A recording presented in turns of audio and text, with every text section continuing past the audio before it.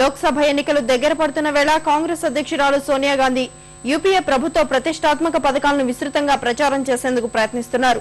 6 నెలల తర్వాత తన సొంత నియోజకవర్గం రాయ్బరేలీలో కుమార్తె ప్రియాంక గాంధీతో కలిసి పర్యటించిన ఆమె రైలు చక్రాల కర్మాగారంతో పాటు ఎయిమ్స్ భవన సముదాయానికి శంకుస్థాపన చేశారు. ఆహార భద్రత, భూసేకరణ చట్టాలు ప్రజలకు ఎంతో మేలు చేస్తాయన్న సోనియా ఇకపై రైతుల భూములను ఎవరూ బలవంతంగా లాక్కోలేరని స్పష్టం చేశారు. ఎన్ని అవాంతరాలు, సమస్యలు ఎదురైనప్పటికీ ప్రజా సంక్షేమం దృష్ట్యా ఆహార భద్రతా పథకాన్ని తీసుకువచ్చామని లాల్గంజ్ లో జరిగిన సభలో చెప్పారు.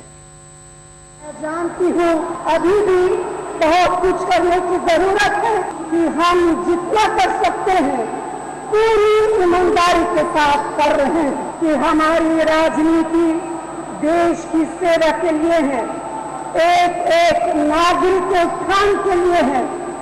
हम अपने इसी उसूल पर कायम है और हमेशा कायम रहेंगे।